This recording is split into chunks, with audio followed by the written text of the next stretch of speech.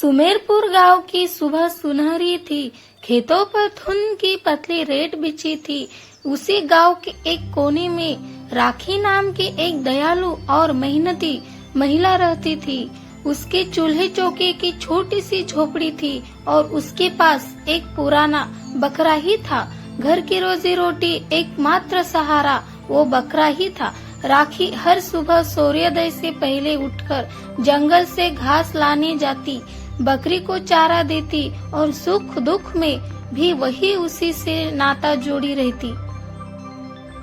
एक सुबह राखी जंगल की ओर चली तो पेड़ के बीच अचानक एक धीमी धीमी गुनगुनाहट सुनाई दी। उसने देखा ऊंचे पेड़ की टहनियों पर एक रंग बिरंगी पक्षी बैठा है, मगर इस बार उसकी आंखों में मानो कुछ रहस्य था। पक्षी पेड़ के ऊपर से नीचे आकर राखी को देखकर कहा, तुम रोज इतनी मेहनत करती हो, पर तुम्हें भी सुख मिलेगा क्या? राखी ने हल्की सी मुस्कान लाई और बोली, हमारा काम है कमाना और ठीक से जीना। अगर तुम चाहो तो मैं तुम्हें एक उपहार देना चाहती हूँ, पर पहले तुम्हें एक छोटी सी बात करनी होगी। हाँ बोलो, वो सब मैं करूँगी जो तुम कहोगी।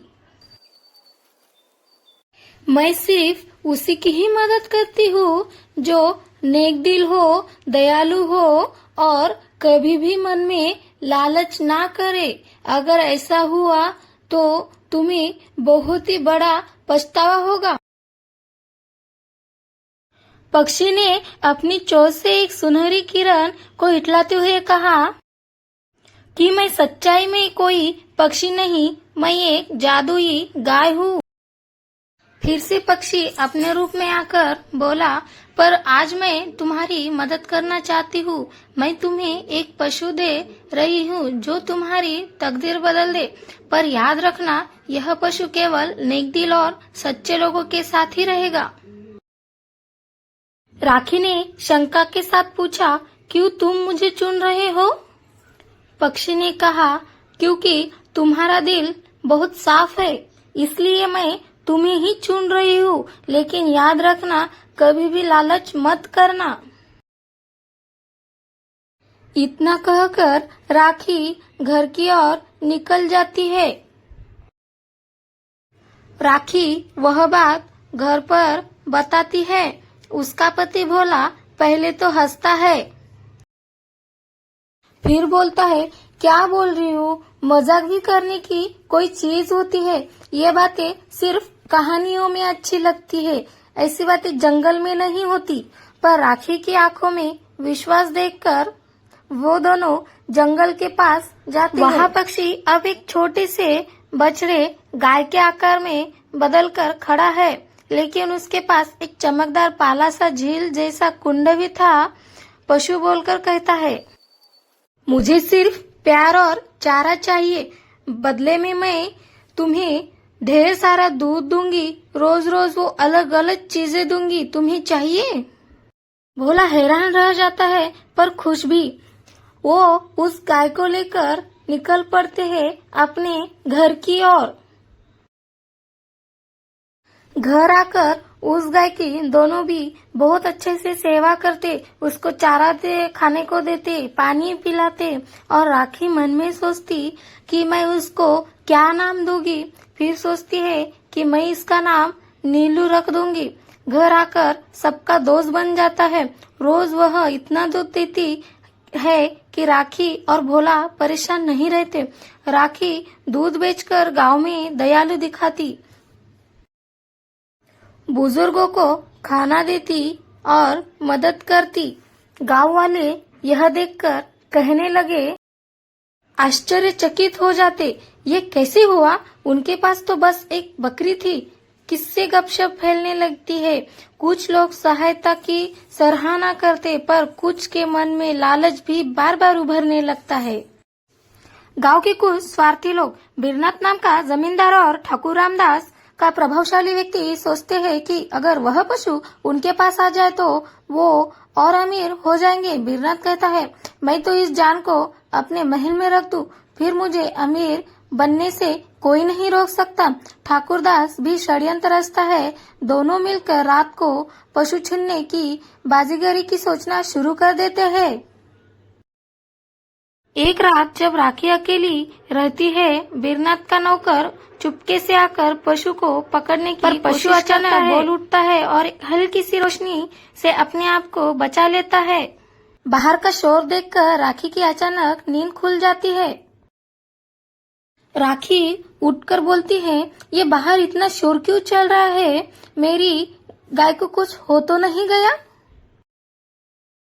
राखी बाहर आ जाती है और देखती है कि गाय को कोई चोरी कर रहा है और शोर मचाती है, गाँव वालों जल्दी आ जाओ, यहाँ चोर आया है, गाँव वालों जल्दी आ जाओ।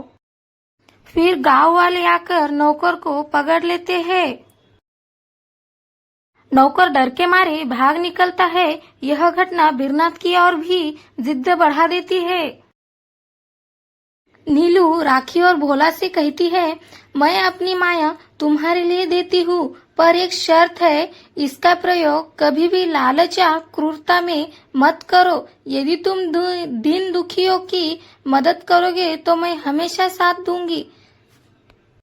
राखी वचन देती है कि मैं जो भी दुखी आदमी हो या ना हो, उनकी मदद हमेशा करूंगी। गांव में भी जिसने मदद पाई है वह पशु के प्रति कृतज्ञ हो गया। राखी और भोला ने पशु का दूध गरीबों के बीच बांटना शुरू कर दिया। कुछ परिवारों को मुफ्त और कुछ को कम दाम पर। गांव के बच्चे पशु से खेलते, वह उनके साथ हंसती। धीरे धीरे राखी के घर एक छोटा सा सांस्कृतिक केंद्र बन गया। लोग दुख सुख बांटते, सभा होती। यह सीन भावुकता और सुधारता की भावना दिखलाता। अब खुले तौर पर जमींदार धमकियां देता है। वह कहता है, या तो वह जानवर मुझे दे दो या मैं उसे जब्त कर लूंगा।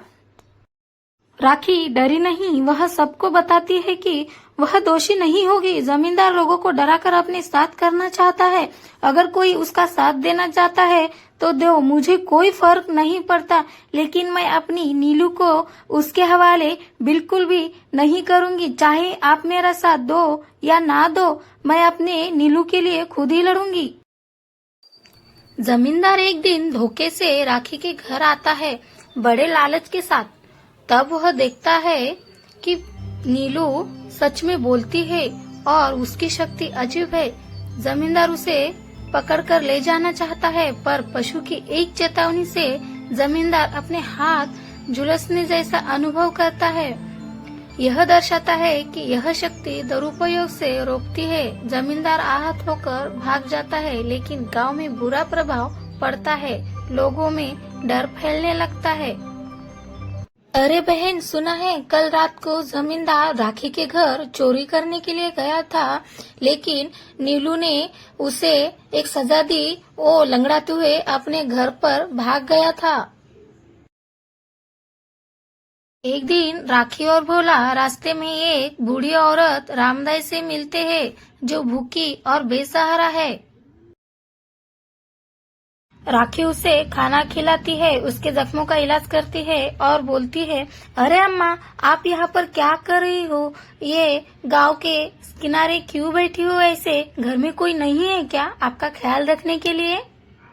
रामदाई बताती है कि वह अपने बच्चों से बिछड़ी हुई है और बेघर है। ना तो उसके पास खाने के लिए पैसे है, ना रहने के लिए कोई घर है। तो मैं क्या करूं? इसीलिए मुझे दर दर के ठोकरे खाने पड़ते हैं और ऐसे ही गांव के किनारे बैठना पड़ता है। अरे अम्मा, टेंशन ना लो, एक ना एक दिन बिछड़ा हुआ आपका परिवार जरूर मिलेगा। और राखी का दयालुपन पूरे गांव में एक मिसाल सा बन जाता है। जमींदार अब धीरे धीरे अपने किए पर पछतावा करने लगता है। जब उसने देखा कि राखी पशु की मदद से गांव में न्याय और दया फैला रही है, उसे एहसास होता है कि उसने अपनी लालसाओं से गलत किया है। यह उसकी पहली सच्ची समझ है। एक रात जमींदार और कुछ गुंडे मिलकर बड़े पैमाने पर पशु को छीनने आते हैं। लड़ाई झगड़ा होता है पर पशु खुद को बचाने के लिए पूरी शक्ति नहीं डालता, क्योंकि वह नहीं चाहती कि कोई चोट खाए। आखिर में गांव के लोग, जिनको राखी ने मदद की थी, एकजुट होकर जमींदार को रोकते हैं। यह क्या कर रहे हो जमींदार? यह दिखता है कि दया और सेवा से बने रिश्ते ही असली ताकत है। नीलू अंतत बताती है कि वह असल में जंगल की एक प्राचीन आत्मा है, जो केवल नेक दिल वालों की मदद के लिए सजीव रूप धारण करती है। उसकी शक्ति एक नियम से बंधी है, वह केवल अनुग्रह और दया के लिए काम करेगी और लालच हिंसा पर पलटकर काम करेगी। सब लोग चौंकते हैं पर समझते हैं कि यह वरदान है, दंड भी। जमींदार ने अपनी सारी गलत जमीनें वापस कर दी, लोगों से माफी मांगी और जरूरतमंदों की मदद करने लगा। गांव में मिला हुआ पुरानी रंजिशें मिटने लगी। राखी और भोला अब गांव के सच्चे नायक बन गए। नीलू ने कहा कि वह सदैव यहाँ नहीं रह सकती। उसकी आत्मा का काम व उसकी यात्रा में संतुलन जरूरी है, पर वह भी कहती है कि जब भी मैं गांव में जरूरत होगी और लोग सच्चे दिल से दया व न्याय के लिए खड़े होंगे, तो वह फिर आ सकती है। राखी भावुक होकर कहती है, मैं नीलू तुम्हें हमेशा ही याद रखूंगी और पूरे गांव वाले भी तुमको जरूर याद रखेंगे। गांव में एक बड़ा उत्सव होता है, दया दर्शन का उत्सव। लोग मिलकर गीत गाते, नृत्य करते और एक दूसरे से वादा करते कि कभी भी लालच नहीं करेंगे। राखी और भोला को लोग दयालु जोड़ी के रूप में सम्मानित करते हैं। कभी कभी छोटी छोटी परेशानियां फिर आती है, एक सूखा, एक महामारी का डर, पर गांव अब स्वयं पर भरोसा करने लेता है। राखी और भोला के नेतृत्व में लोग मिलकर काम करने लगते हैं। सच्ची संपत्ति दया और एकता है, न कि दौलत। और इस तरह राखी, भोला और उनकी प्यारी दोस्ती जादुई नील ने यह सिखा दिया कि और साहस से बड़े संकट भी हल हो जाते हैं। अगर तुम किसी को मदद करोगे तो एक दिन पूरा गांव ही बदल जाएगा। अंत में नीलू गाय आखिर बार प्रकट होती है, हल्की सी हंसी देती है और सुनहरी रोशनी में दूर चली जाती है, पर उसकी कहानी गांव वालों को दिल में हमेशा रहती है। तो दोस्तों, आपको ये कहानी कैसी लगी है कमेंट करके जरूर बताइएगा। और हाँ, वीडियो को लाइक और चैनल को सब्सक्राइब करके बेल आइकन को प्रेस जरूर कीजिएगा। वीडियो को शेयर भी जरूर कीजिएगा। तो मिलते एक नई कहानी के साथ।